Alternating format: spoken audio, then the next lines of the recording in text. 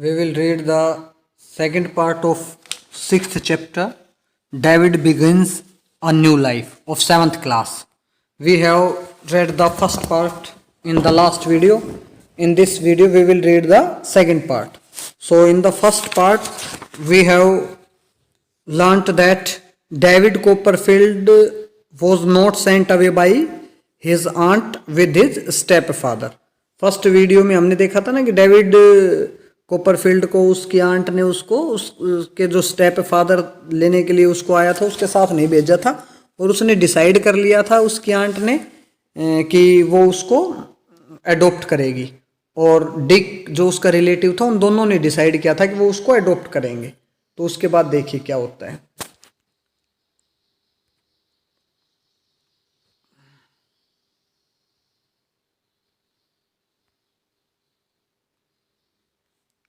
Today we will read the second part of the chapter David begins a new life of 7th class. First part we have done. First part हमने कर लिया। First part में हमने क्या पढ़ा था कि डेविड कोपरफील्ड अपनी आंट के पास चला जाता है, उसका स्टेप फादर उसको लेने के लिए आता है लेकिन वो उसके साथ नहीं भेजती है और उसकी आंट डिसाइड करते हैं कि वो और उसका एक रिलेटिव है डिक वो उसको अडॉप्ट कर लेंगे। अब देखिए सेकंड पार्ट में क्या होता है। Let's see. Mister Dick and I soon became good friends. तो वो डिक भी वहाँ पर था उसकी आंट के पास। तो ये डेविड कोपरफील्ड बोलता है कि मैं और डिक जल्दी ही फ्रेंड बन गए थे।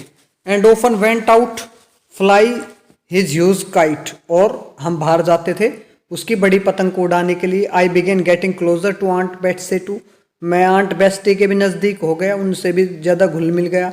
David she said one evening we must not forget your education. और उसने एक शाम को कहा कि डेविड हमें तुम्हारी एजुकेशन के बारे में नहीं भूलना चाहिए। After a pose C asked me, pose में ठहराव के बाद थोड़ा सा रुकने के बाद उसने मुझसे कहा will you be happy if I send you to school in Canterbury. यदि कैंटरबरी में मैं तुम्हें किसी स्कूल में भेजूँ तो तुम खुश रहोगे। I replied yes I certainly would. और मैंने रिप्लाइड में उत्तर दिया। क्या रिप्लाई किया? आई सर्टेनली, निश्चित तौर पर। And it is so near to your home. और घर के बिल्कुल नज़दीक भी है ये तुम्हारे।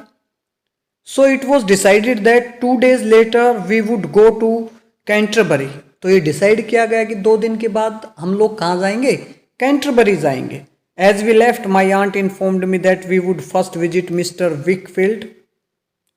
और जब हम जाने वाले थे तो आंट ने मेरे को इन्फॉर्म किया कि पहले तो हम किसकी विजिट करेंगे? मिस्टर विकफील्ड की। एन ओल्ड फ्रेंड सो फार, जो उसका एक पुराना दोस्त था। इसकी आंट का दोस्त है ये विक फ्रेंड। उसकी आंट ने कहा पहले तो हम उसके यहाँ चलेंगे भाई। He was the lawyer. और ये जो विकफील्ड था ये क्या था? लॉयर था। And steward. स्टूवर्ड क्या होता है? स्टूवर्ड होता है मान लो एक प्रकार से वकील बोल सकते हैं हम, लेकिन वकील मतलब जो किसी की प्रॉपर्टी की कानूनी तौर पर देख रेख करता है वो पर्सन होता है स्टूवर्ड। तो ये स्टूवर्ड था of the state of a rich and affluent gentleman. एक अमीर आदमी के जो स्टेट्स थे उसकी जो जगह थी उसकी देखभाल करने वाला, उस कानूनी तौर पर उसकी देख रेख करने वाला पर्सन था ये। ठीक है। When we reached Mr. Wickfield's office, we were welcomed by a man called Uriah Heep. और जब हम विकफील्ड के ऑफिस में पहुंचे तो कहता है कि हमारा वेलकम किसने किया? एक आदमी था जिसका नाम क्या था?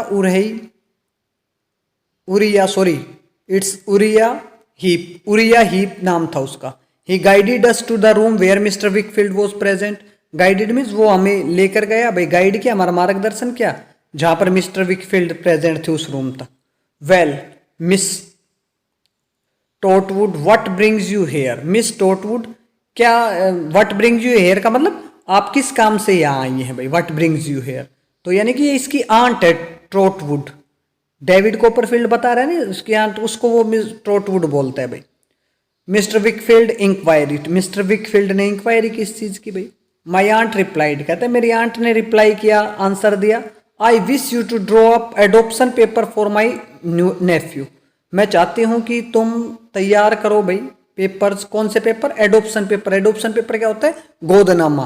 यानी कि किसी बच्चे को गोद लेते हैं ना, हम एडोप्ट करते हैं तो that is known as adoption. तो कहते हैं एडोप्शन पेपर तैयार करो मेरे नेफ्यू डेविड के लिए here. In fact he is my grand nephew. वास्तव में ये मेरा ग्रैंड नेफ्यू है। जैसे ग्रैंड डॉटर होती है, ग्रैंडसन होता है, पोते पोती होती है ना, ऐसे नेफ्यू ग्रैंड नेफ्यू है ये। I also want advice on a school in Canterbury where David could be taught well and treated well. और उसकी आंट ने कहा कि मैं आपसे सलाह भी चाहती हूँ स्कूल के बारे में, कैंटरबरी में कौन सा जहाँ पर इसको सिखाया पढ़ाया जाए और इसके साथ अच्छा बिहेवियर हो, ऐसा स्कूल जानना चाहती हूँ मैं आपसे। Mister Wickfield thought for a moment and said, और मिस्टर विकफील्ड ने एक क्षण के लिए तो सोचा और फिर कहा, the best school in the district,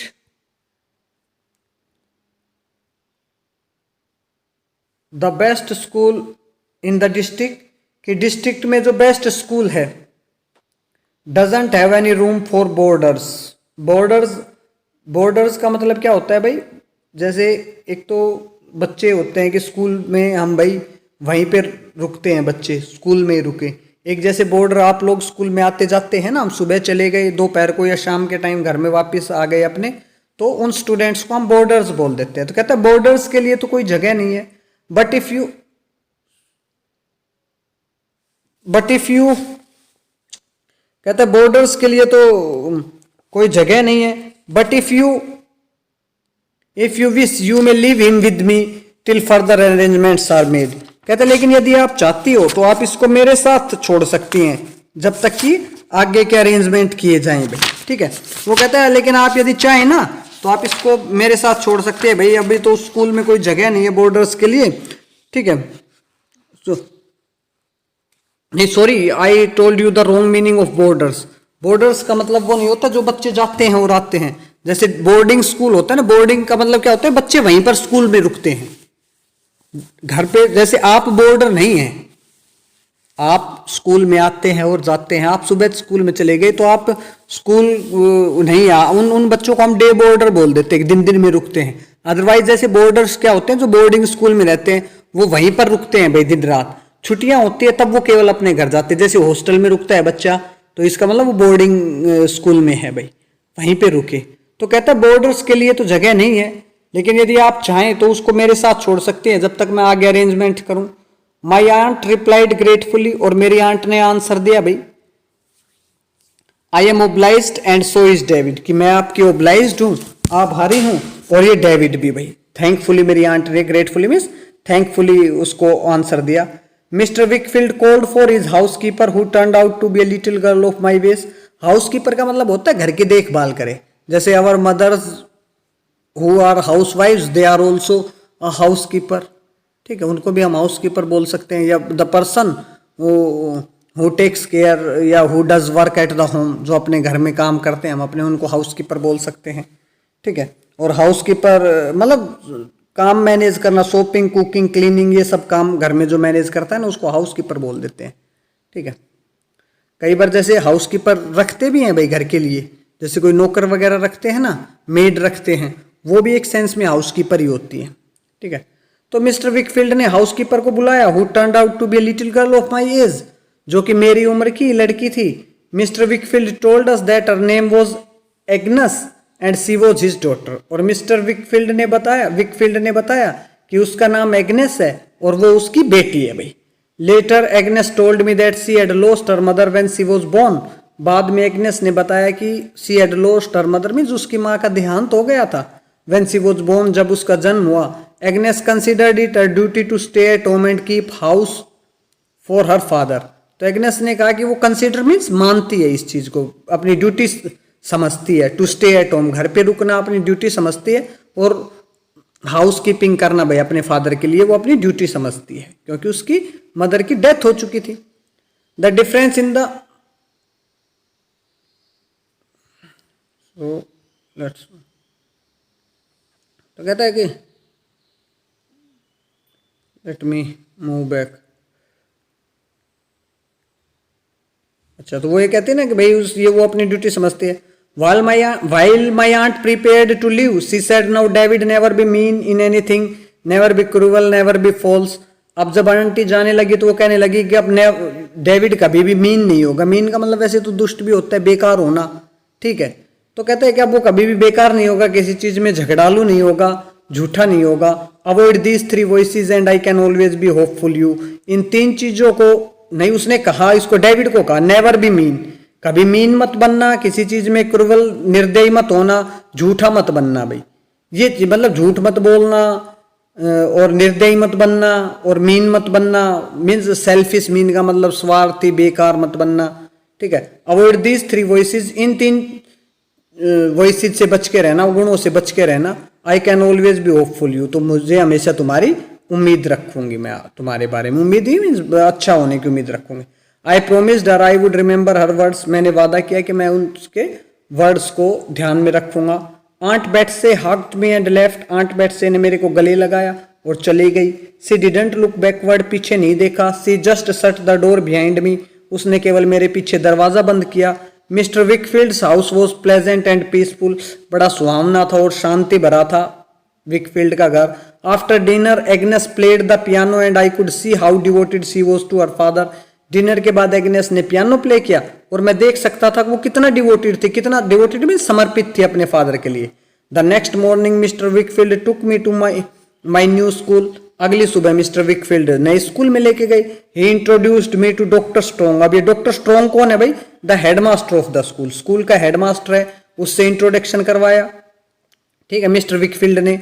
the head boy Adams, Adams head boy है, उससे इंट्रोड्यूस, और जो हेड बॉय एडम्स था उसने क्या क्या, showed me round and introduced me to masters, उसने मेरे को राउंड में झूला दिखाया और जो टीचर्स थे उनसे इंट्रोड्यूस कराया।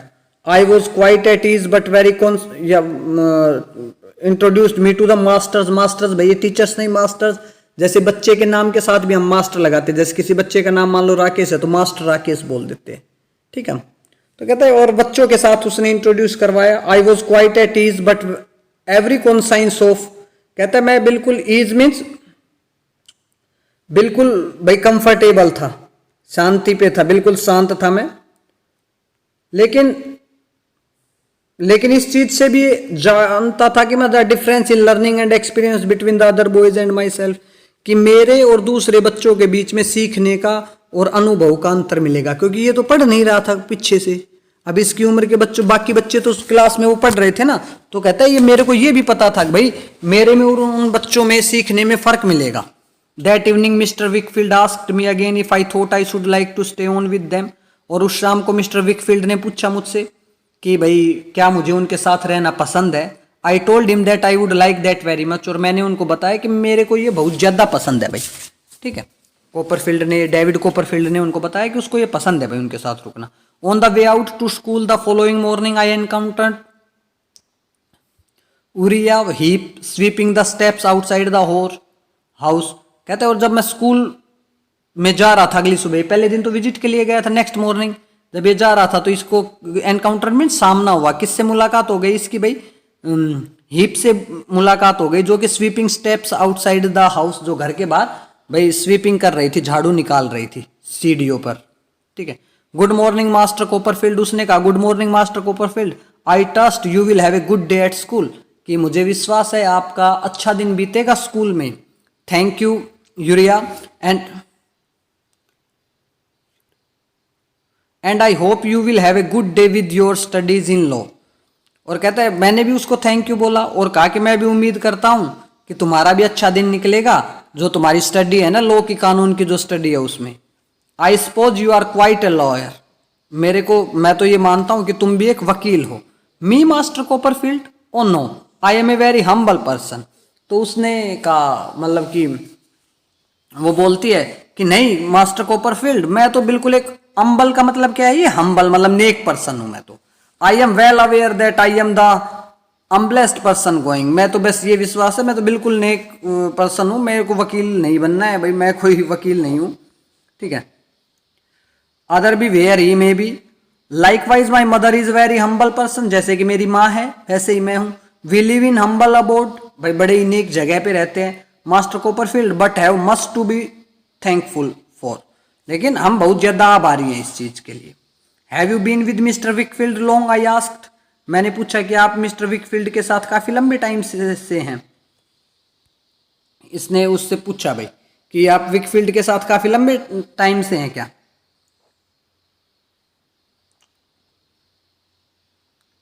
Going on 4 years master Copperfield since a year after death of my father, going on for 4 year, 4 साल से मास्टर कोपरफील्ड, सिंस से मेरे फादर की डेथ के 1 साल बाद से। That day I rest school quite early, और उस दिन कहता है मैं अपने स्कूल में जल्दी पहुंच गया। In about 2 weeks I was very contented there, 2 week तक मैं बिल्कुल कंटेंटेड मीन्स संतुष्ट था भाई मेरे को। I was not skillful in their games and quite backward in their study, कहता है मैं स्किलफुल नहीं था, गेम्स में भी उतनी निपुणता नहीं थी मेरी और पढ़ाई में भी मैं पीछे था।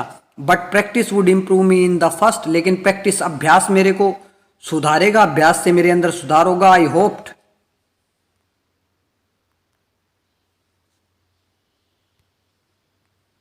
कहता है लेकिन मेरे को ये उम्मीद थी कि जो प्रैक्टिस है ना उससे मेरे अंदर सुधार होगा।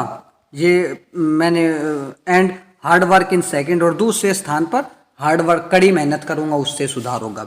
Fortunate I proved my self in both, fortunately, और भाई ये सौभाग्य की बात थी कि मैंने दोनों में अपने आप को प्रूव किया। एवरी थर्ड और fourth week I visited aunt Betsey in Dover, कहता है थर्ड या फोर्थ वीक, तीसरे या चौथे वीक में विजिट करता आंट बेट्स के डोवर में।